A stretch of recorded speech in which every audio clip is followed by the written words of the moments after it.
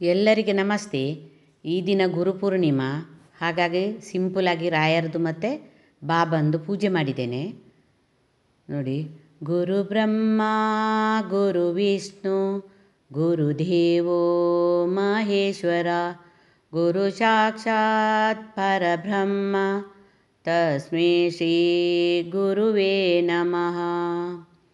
ಅನಂತಕೋಟಿ ಬ್ರಹ್ಮಾಂಡ ನಾಯಕ ರಾಜಾಧಿರಾಜ ಯೋಗಿರಾಜ ಪರಬ್ರಹ್ಮ ಶ್ರೀ ಸಚ್ಚಿದಾನಂದ ಸದ್ಗುರು ಸಾಯಿನಾಥ್ ಮಹಾರಾಜ್ ಕಿ ಜೈ. ಪೂಜಾಯ ರಾಘವೇಂದ್ರಾಯ ಸತ್ಯಧರ್ಮರತಾಯ ಚ ಭಜತಾಂ ಕಲ್ಪವೃಕ್ಷಾಯ ನಮತಾಂ ಕಾಮಧೇನವೇ. ನೋಡಿ, ಈ ದಿನ ನಾನು ಸಿಂಪಲಾಗಿ ಧೂಪ ಹೇಗೆ ಹಾಕುವುದು ತೋರಿಸ್ತೇನೆ ನಾನು. ಅಂದರೆ ತುಳಸಿಯ ಹೂವಿನಿಂದ ಮಾಡಿದಂತಹ ಧೂಪ, ಅದು ಹೇಗೆ ಮಾಡೋದು ಅಂತೇಳಿ ನಾನೀಗ ತೋರಿಸ್ತೇನೆ ನಿಮಗೆ. ಮನೆಯಲ್ಲಿ ತುಂಬ ತುಳಸಿಯ ಹೂವೆಲ್ಲ ಬಿಟ್ಟರೆ ಅದನ್ನು ವೇಸ್ಟ್ ಮಾಡುವ ಬದಲು ನಾವು ಮನೆಯಲ್ಲಿ ರೆಡಿ ಮಾಡ್ಬೋದು. ನೋಡಿ, ತುಂಬ ಇದೆ ಹೂವು ತುಳಸಿಯ ಗಿಡದಿಂದ. ಇದರ ಹೂವೆಲ್ಲ ತೆಗೆದು ನಾನು ಒಂದು ಧೂಪ ಹೇಗೆ ರೆಡಿ ಮಾಡೋದು ಅಂತ ತೋರಿಸ್ತೇನೆ ನೋಡಿ. ಸೇವಂತಿಗೆ ಹೂವನ್ನು ಕೆಲವರೆಲ್ಲ ಸೇವಂತಿಗೆ ಹೂವು ದೇವರಿಗಿಟ್ಟು ಅದನ್ನು ಬಿಸಾಡುವ ಬದಲು ನಾನು ಧೂಪ ಮಾಡಿದೆ ಅಂತ ಹೇಳ್ತಾರೆ. ಅದು ನಿಜವಾಗಿ ತಪ್ಪು. ಒಮ್ಮೆ ಉಪಯೋಗ ಮಾಡಿದ್ದನ್ನು ಪುನಃ ನಾವು ದೇವರಿಗೆ ಯಾಕೆ ಧೂಪ ಹಿಡಿಬೇಕು? ಅದರ ಬದಲು ಹಿಡಿಯದೇ ಇದ್ದರೆ ಒಳ್ಳೆಯದಲ್ವಾ? ಮತ್ತು ದೇವಸ್ಥಾನದಲ್ಲಿ ಕೂಡ ಈಗ ಅಂಗಡಿಯಲ್ಲಿ ಸಿಗ್ತದಲ್ಲ ಹಳದಿ ಒಂಥರ ಧೂಪ, ಖಂಡಿತ ಅದನ್ನು ತರಬೇಡಿ. ಅದು ಒಮ್ಮೆ ಎಲ್ಲೆಲ್ಲಿ ಕಾಲಿಂದ ತುಳಿದು ಅದು ಇದು ಮಾಡಿ ರೋಡಿನಲ್ಲೆಲ್ಲ ನಾನೊಮ್ಮೆ ನೋಡಿದ್ದೇನೆ. ಸೇವಂತಿಗೆನೆಲ್ಲ ನೀರಿನ ಹತ್ರ ಕೊಚ್ಚೆಲೆಲ್ಲ ಬಿದ್ದಿದ್ದನ್ನೆಲ್ಲ ಹೆಕ್ಕಿ ಅವನು ಒಬ್ಬ ಗೋಣಿ ಚೀಲದಲ್ಲಿ ತುಂಬಿಸಿ ತಗೊಂಡು ಹೋದ. ನನಗೆ ಆವಾಗ ಗೊತ್ತಾಗಲಿಲ್ಲ ಇದು ಯಾಕೆ ತಗೊಂಡು ಹೋಗ್ತಾ ಇದ್ದಾರೆ. ಮಂತ್ರ ಗೊತ್ತಾಯ್ತದು, ಯಾಕೆಂದರೆ ಅದರದ್ದು ಧೂಪ ಮಾಡಲಿಕ್ಕೆ ಅಂತೇಳಿ. ಅದು ಗಲೇಜಿನಲ್ಲಿ ಇರ್ತದೆ. ಮತ್ತು ಅಂಥದ್ದನ್ನೆಲ್ಲ ಒಮ್ಮೆ ಉಪಯೋಗ ಮಾಡಿದ ಹೂವನ್ನು ಪುನಃ ಯಾಕೆ ಅದನ್ನು ರೆಡಿ ಮಾಡ್ತಾರೆ? ಅದನ್ನು ಬಿಸಾಡಬೇಕು. ಅದರ ತೆಂಗಿನ ಬುಡಕ್ಕೆ ಅಥವಾ ಯಾವುದಾದ್ರು ಹೂವಿನ ಗಿಡದ ಬುಡಕ್ಕೆ ಎಲ್ಲ ಹಾಕಬೇಕು ಅದನ್ನು. ಪುನಃ ಅದನ್ನು ದೇವರಿಗೆ ಪುನಃ ಧೂಪ ಹಿಡಿಯುವುದು ಎಂತಕ್ಕೆ? ಅದರಲ್ಲಿ ದೇವರಿಗೆ ಆ ಥರ ಎಲ್ಲ ಮಾಡಬಾರ್ದು, ಶುದ್ಧದಲ್ಲಿ ಮಾಡಬೇಕು. ಈಗ ನಾವು ಏನು ಮಾಡಬೇಕಾದ್ರೂ ಒಂದು ತಲೆಗೆ ಮೇಗೆ ಮಿಂದು ಒಂದು ಶುದ್ಧದಲ್ಲಿ ಮಾಡಿದರೆ ಅದೊಂದು ದೇವರಿಗೆ ಅರ್ಪಿತ ಆಗ್ತದೆ ನೋಡಿ. ಇದು ಸೇವಂತಿಗೆಯ ಟೈಪೇ ಇದೆ, ಆದರೆ ಸೇವಂತಿಗೆ ಅಲ್ಲ, ಇದು ಕಾಡು ಗುಲಾಬಿ ಅಂತ ಹೇಳ್ತಾರಲ್ಲ, ಶೋಧು ಗಿಡ ಅದರದ್ದು ನೋಡಿ. ಇದರಲ್ಲಿ ಎಷ್ಟು ಗುಲಾಬಿ ಆಗಿದೆ. ಇದು ನಮ್ಮ ಪಕ್ಕದ ಮನೆ ಎದುರುಗಡೆ ಮನೆಯವ್ರದ್ದು. ಅವರಲ್ಲಿ ನೋಡಿ ಪಪ್ಪಾಯಿ ಗಿಡ ಆಗಿದೆ. ನಮ್ಮದು ಹಿಂದುಗಡೆ ಇದೆ 2 ಪಪ್ಪಾಯಿ ಗಿಡ ಇದೆ, ಅದರಲ್ಲಿ ಕಾಯಿ ಬಿಡ್ತಾ ಇದೆ. ನಾನೀಗ ಅದೇ ಆ ಸೇವಂತಿಗೆ ಹೂವಿಂದ ಖಂಡಿತ ಮಾಡಿದ್ದನ್ನು ಮನೆಗೆ ತರಬೇಡಿ, ಮನೆಯಲ್ಲಿಯೇ ಮಾಡಿ. ಇಡ್ಲು ಸ್ವಲ್ಪ ತಗೊಂಡು ಅದಕ್ಕೆ ಧೂಪ ಸಾಂಬ್ರಾಣಿ ಕರ್ಪೂರ ಎಲ್ಲ ಹಾಕಿದರೆ ಮನೆ ತುಂಬ ಗಮ್ಮ ಅಂತ ಆಗ್ತದೆ. ಆ ಸೇವಂತಿಗೆ ಹೂವಿದ್ದು ಖಂಡಿತ ಮನೆಗೆ ತಂದು ಅದರಿಂದ ಧೂಪ ಹಾಕೋದು ತಪ್ಪು ಅಂತ ನಾನು ಹೇಳ್ತೇನೆ. ಮತ್ತು ನಿಮ್ಮ ಇಷ್ಟ, ನಿಮಗೆ ಹೇಗೆ ಅನ್ನಿಸ್ತದೆ ಹಾಗೆ ಮಾಡಿ ನೋಡಿ. ಈಗ ನಾನೀಗ ತುಳಸಿಯ ಹೂವಿನಿಂದ ಹೇಗೆ ಮಾಡೋದು ತೋರಿಸ್ತೇನೆ. ಎಲ್ಲ ಹೂವೆಲ್ಲ ತೆಗಿತಾ ಇದ್ದೇನೆ ನಾನೀಗ.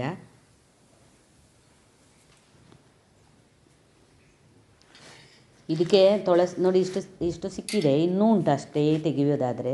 ನನಗೀಗ ಸ್ವಲ್ಪ ಸಾಕು ಅಂಥೇಳಿ ಒಂದು ಸ್ವಲ್ಪ ತೆಗೆದೆ ನಾನೀಗ ನೋಡಿ. ಇದು ನಾವು ನಿನ್ನೆ ಯೂಸ್ ಮಾಡಿದ ಹೂ ನೋಡಿ. ಇದನ್ನು ನಾನು ಉಪಯೋಗ ಮಾಡೋದಿಲ್ಲ. ಇದನ್ನು ಎಷ್ಟೇ ಚೆನ್ನಾಗಿರಲಿ ನೋಡಿ ಎಷ್ಟು ಚೆನ್ನಾಗಿದೆ, ಆದರೆ ಇದನ್ನು ಪುನಃ ನಾವು ದೇವರಿಗೆ ಏರಿಸಬಾರದು. ಒಮ್ಮೆ ನಾವು ಏರಿಸಿದನ್ನು ಪುನಃ ಏರಿಸಬಾರದು. ಈಗ ದೇವಸ್ಥಾನಕ್ಕೆ ಹೋದರೂ ಕೂಡ ತುಂಬ ಹೂ ಕೊಡ್ತಾರೆ, ಅದನ್ನು ನಾವು ಮುಡ್ಕೊಳ್ಬೇಕು ವಿನಃ ಪುನಃ ತಂದು ಅದನ್ನೇ ದೇವರಿಗೆ ಇಡಬಾರ್ದು. ಮತ್ತು ಎಂತ ಗೊತ್ತಾ, ಇಷ್ಟು ಸಿಕ್ಕಿದೆ ನೋಡಿ. ಸಿಕ್ಕಿದೆ ಅಂದರೆ ಇಷ್ಟು ತೆಗೆದಿದ್ದೇನೆ ನಾನೀಗ ನೋಡಿ. ಇದು ಗಂಧದ ಕೊರಡು, ಇದರಿಂದ ಸ್ವಲ್ಪ ತೆಗೆದೆ ನಾನು ಗಂಧದ.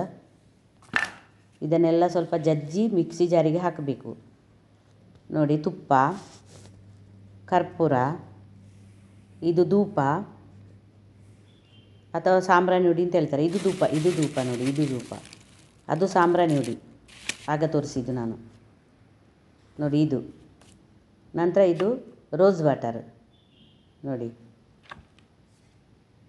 ಇದು ಗೋಮೂತ್ರ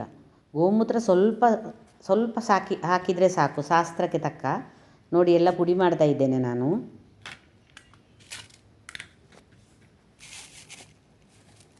ಇದು ಬೇಗ ಪುಡಿ ಆಗ್ತದೆ ತುಳಸಿದ್ದು. ಸ್ವಲ್ಪ ಕರ್ಪೂರ ಹಾಕಿದೆ ನೋಡಿ, ಇಷ್ಟೆಲ್ಲ ಪುಡಿ ಆಯಿತು ನೋಡಿ. ಮಿಕ್ಸಿ ಜಾರಿಗೆ ಹಾಕಿ ಪುಡಿ ಮಾಡ್ಕೊಳ್ತಾ ಇದ್ದೇನೆ ನಾನು. ನೋಡಿ, ಇದು ನಾವು ಉಪಯೋಗ ಮಾಡದಂತಹ ಹೂವು.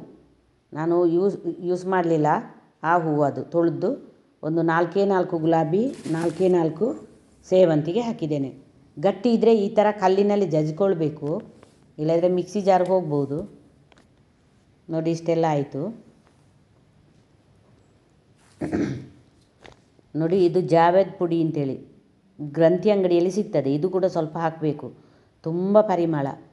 ನಾನು ಇದು ಅರಶಿನ, ಕುಂಕುಮ, ಗಂಧ, ಜಾವೇದ್ ಪುಡಿ ಎಲ್ಲ ಹಾಕಿ ನಾನು ದೇವರಿಗೆ ಪೂಜೆ ಮಾಡುವಾಗ ಫೋಟೋಗಳಿಗೆ ಹಚ್ಚಿದ್ದೇನೆ. ತುಂಬ ಪರಿಮಳ ಇರ್ತದೆ, ಮನೆ ತುಂಬ ಪರಿಮಳ ಜಾವೇದ್ ಪುಡಿ. ಮತ್ತು ಗಂಧದ ನೋಡಿ, ಈಗ ನಾನು ರೋಸ್ ವಾಟರ್ ಹಾಕಿದೆ. ಇನ್ನು ಸ್ವಲ್ಪ ಗೋಮೂತ್ರ ಹಾಕ್ತೇನೆ. ನಂತರ ತುಪ್ಪ ಹಾಕುವುದರಿಂದ ಒಳ್ಳೆ ಪರಿಮಳ ಬರ್ತದೆ, ಮನೆ ತುಂಬ ಪರಿಮಳ. ಮತ್ತು ಬೇಗನೆ ಬತ್ತಿ ಕೂಡ ಆರುವುದಿಲ್ಲ. ನೋಡಿ, ನಮ್ಮ ಊರಲ್ಲೆಲ್ಲ ನಮ್ಮ ಅಮ್ಮನವರು ಇಡ್ಲಿನಲ್ಲಿ ಧೂಪ ಹಾಕ್ತಿದ್ರು.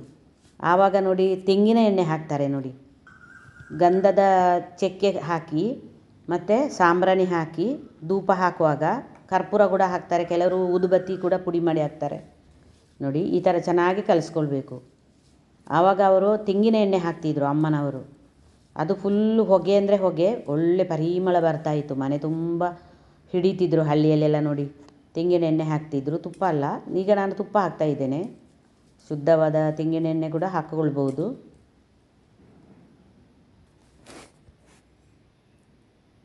ನೋಡಿ, ಈ ಥರ ಮೋದಕ ಮಾಡಿದ ಥರ ಮಾಡ್ಕೊಳ್ಬೇಕು.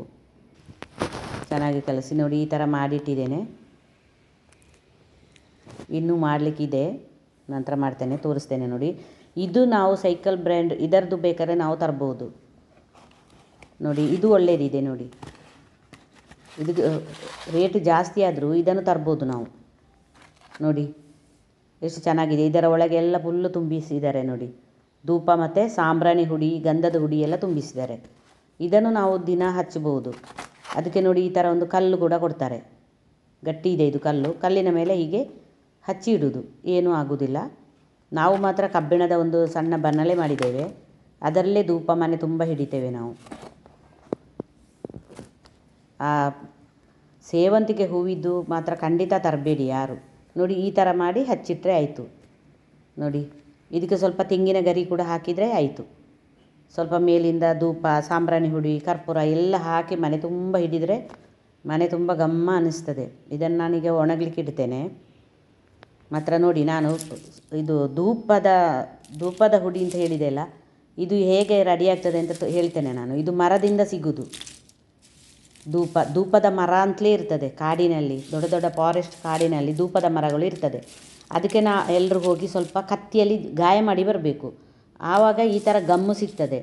1-2 ದಿನ ಬಿಟ್ಟು ಹೋದಾಗ ಗಮ್ಮು ಸಿಗ್ತದೆ. ಆ ಗಮ್ಮನ್ನು ತಂದು ತುಂಬ 1 kg 2 kg ಆಗುವಾಗ ತಗೊಂಡೋಗಿ ಅಂಗಡಿಗೆ ಮಾರ್ತಾರೆ. ಇದಕ್ಕೆ ಒಳ್ಳೆ ಒಂದು 300-400 ರೂಪಾಯಿ ಇದೆ ರೇಟು. ನಮ್ಮ ಕೈಯಿಂದ ಅವರು ತಗೊಳ್ಳುವಾಗ ಕಡಿಮೆ ರೇಟು. ಮಾತ್ರ ನಾವು ಅವರಿಂದ ತಗೊಳ್ಬೇಕಾದ್ರೆ 1/4 kgಗೆ 300-400 ಹೇಳ್ತಾರೆ. ನೋಡಿ, ಊರಿನಲ್ಲೆಲ್ಲ ಇದನ್ನೇ ಹಾಕುವುದು. ಇಡ್ಲು ಒಲೆಗೆ ಇದನ್ನು ಹಾಕಿ ಮನೆ ತುಂಬ ತೆಂಗಿನ ಎಣ್ಣೆ ಹಾಕಿ ಗಂಧದ ಪುಡಿ ಹಾಕಿ ಮನೆ ತುಂಬ ಹಿಡಿಯುವುದು. ನೋಡಿ, ಇದು ಪುಡಿ ಎಷ್ಟು ಗಮ್ಮ ಅನ್ನಿಸ್ತಾ ಇದೆ, ಪರಿಮಳ. ಇದನ್ನು ಕಾಡಿನಲ್ಲಿ ಸಿಗುವಂಥದ್ದು ಇದು. ನೋಡಿ, ಇದೊಂದು ದುರ್ಗಾ ಪೂಜೆಯದ್ದು. ಈ ವಿಡಿಯೋ ಇಷ್ಟ ಆದರೆ ಲೈಕ್ ಮಾಡಿ, ಶೇರ್ ಮಾಡಿ. ಧನ್ಯವಾದಗಳು.